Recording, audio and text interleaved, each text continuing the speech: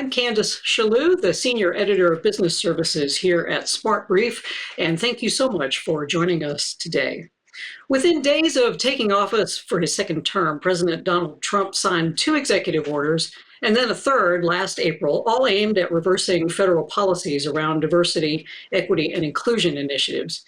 The administration is pushing for a return to a merit-based system, but has not clearly defined what illegal DEI is, which has left companies scrambling to comply.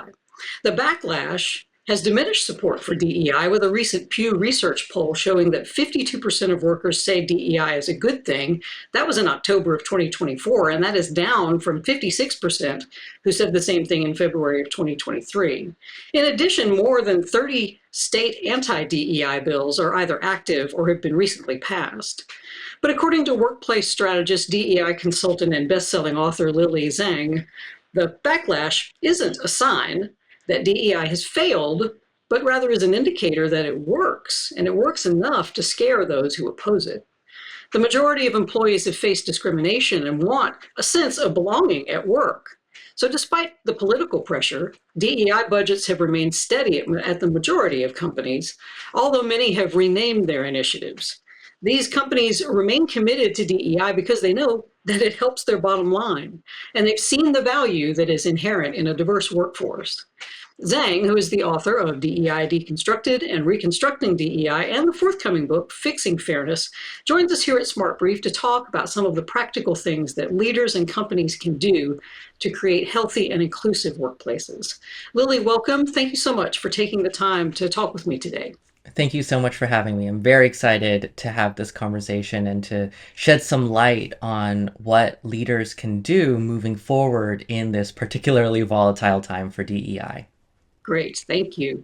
Well, given all the pressure around DEI today, let's just jump in then. What can leaders do to make equity an embedded part of their culture and not just some performative sort of add-on? Yeah. Well, let's start from the very beginning, which is we have to take this acronym DEI and unbuzzwordify it. Let's make it real, right? Let's get out of the realm of euphemism and out of the realm of virtue signaling and towards the realm of what are we actually trying to create. And the answer to that is we're trying to create a workplace that works for everyone. We're trying to create a workplace that's free from discrimination, where everyone is treated fairly, where everyone can access the resources and support that they need. Everyone feels respected, and everyone feels represented by their leadership. And these are things, when you really break down this acronym of DEI into the outcomes that it's trying to create, these are things that are broadly popular. A recent survey, I think from late 2024, found that something like, was it 82% of people supported the idea that greater diversity is a valuable thing in the United States, right? This is a broadly popular idea. I think where people tend to disagree, where there might be some conflict, is how we go about achieving a more diverse, equitable, inclusive, fair society and a fair workplace. I think some of these conversations about DEI have strayed into the moral realm, basically saying like, is DEI good or is DEI bad? And I would put forward that this is inherently a very unproductive way to be having this conversation. I think we can all agree that we want more representative societies, that we want more fair workplaces, that we want to be treated respectfully. Where people disagree, rightfully so, is how we do that. And so my advice for leaders right now is to try to take a step back from the frenzy of good or bad, or should I make a statement or should I not make a statement, and ask themselves, what are you trying to achieve and how do you make sure you achieve it? That's it. If you're trying to end discrimination, how are you going to do that? By focusing on the how and delivering results, leaders can create their own unique, call it a business case, call it a value proposition, that helps them defend this work outside of, well, I think DEI is good and therefore I'm doing it, or I think DEI is bad and I'm not doing it.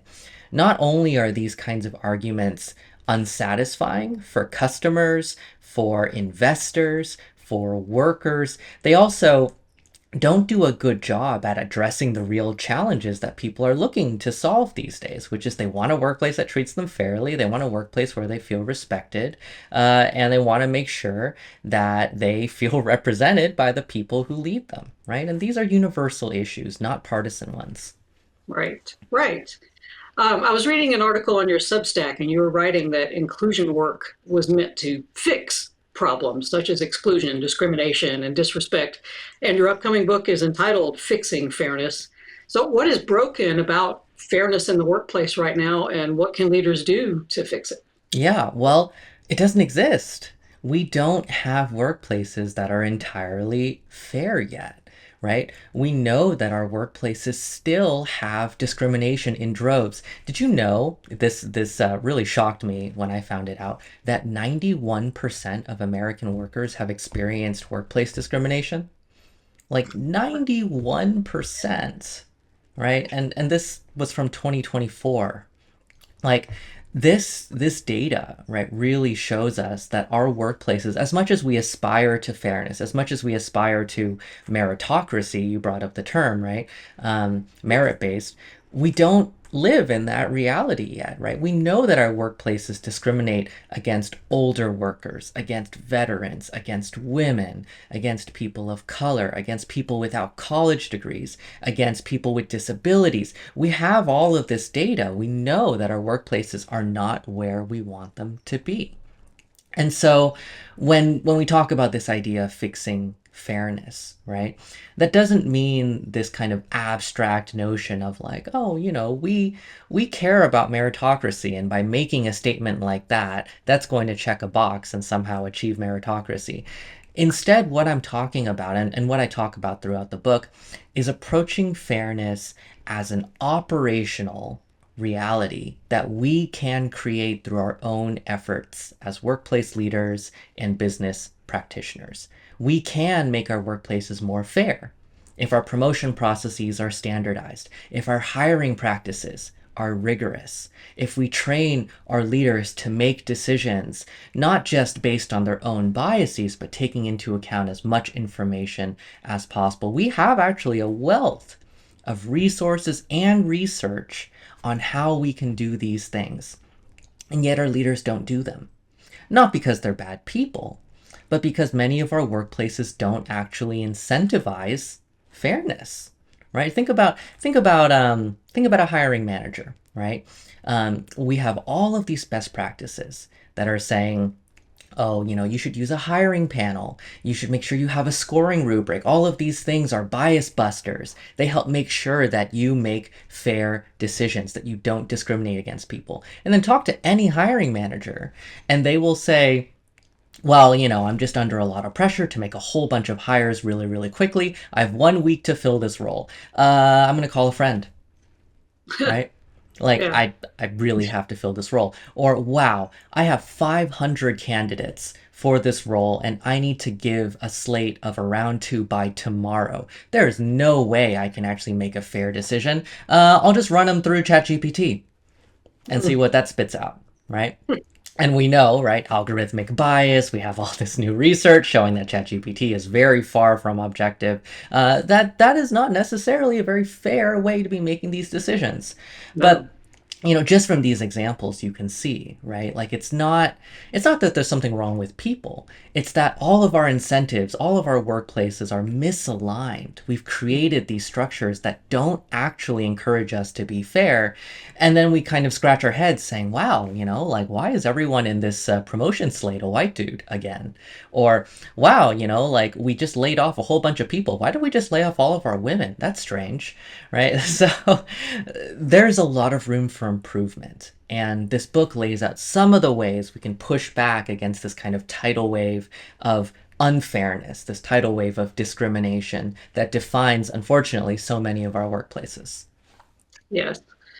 Well, the Pew Research Survey, a recent one, shows that all of this, these policies and executive orders are having an effect on how people are viewing DEI. And there is a show that support for DEI is on the decline.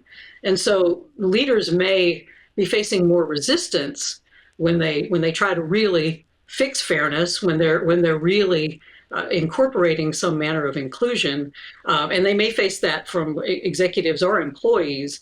So, how can leaders address pushback without derailing the work, without breaking fairness even further? Yeah. Well, I think one of the challenges is that I mentioned this a little earlier. We've been speaking in euphemisms for decades, right? Like, we don't ask people whether they support greater parental leave. We don't ask people whether they support remote work. And when we do, we find that everyone supports these things, right? People want these things. Did you know Yeah. that that's all DEI? We don't Mm. ask people whether they support greater accessibility, right? Greater accommodations. Of course they do. That's also DEI. No, when people think about DEI, they have a very, very narrow understanding of what it means. It's usually some abstract ideology. Maybe they might think of, oh, DEI equals mandatory training. DEI equals that unconscious bias workshop that everyone hated that we were forced to attend. DEI equals cultural heritage celebrations, Yeah. right? And so our understanding of DEI has become extremely divorced from the actual work of fixing fairness, right? To the point where when you ask people whether they support these things, they don't even know what DEI is. They just know that everyone on Fox News is telling them that it's, killing America. So, of Right. course, if you hear that all the time, you're like, well, I guess DEI is a bad thing. I don't even know what it is. Speaking of survey results, right? Like back in 2023, I believe there was this really interesting study that found that when you define DEI, support for it goes up by like 10-15%. Yeah. Like, it's simply a matter of people don't know, and DEI practitioners, frankly, haven't done a good job of communicating what this work means in real terms, not abstract, not academic, not moralistic terms, right? People say DEI is doing the right thing. Yeah, great, right? No, DEI is a parental leave policy. DEI is greater accommodations. DEI is greater workplace flexibility, remote work. DEI is ending discrimination. DEI is making sure people aren't talked over in meetings. Like, everyone wants these things. So, for leaders who are worried about getting derailed by this kind of anti-DEI hesitation, their default response is, okay, talk less about DEI. And I instead say talk better about DEI, Mm. right? Like, it's not just you say the words or you don't. You really make it tangible, right? Like, you say, look, I know there's a lot of news about DEI that's going around. Don't just say that your commitment is strong.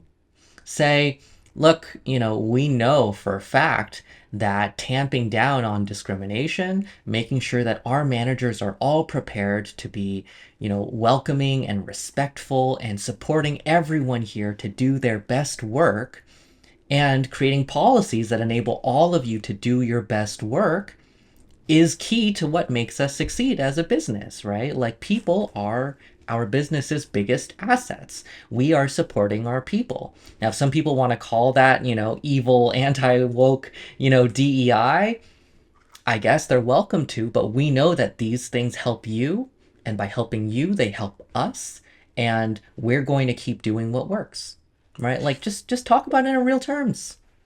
True, and many companies are just doing away with calling it DEI. They've sort of rebranded it.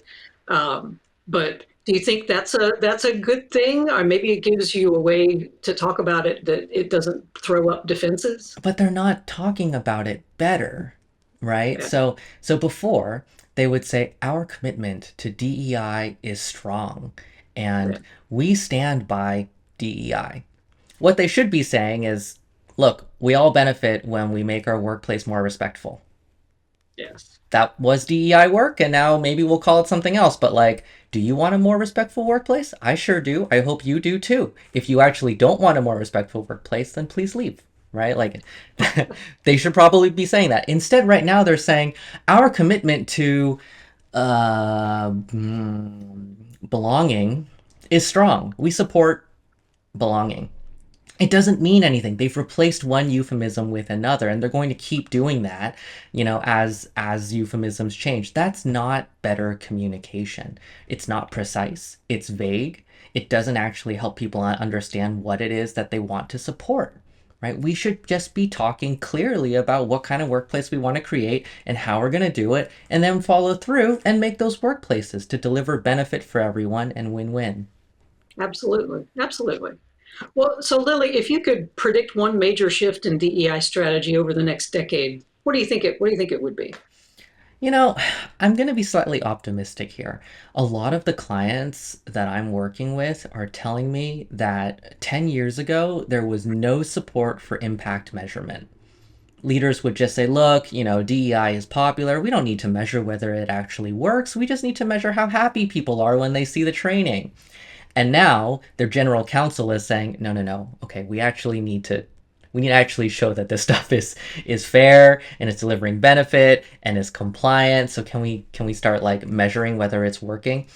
And myself and many other practitioners, we've been begging companies to do this for years and years and years. We've been saying, look, you can't actually create any sort of business case for your DEI if you're not even measuring what it does.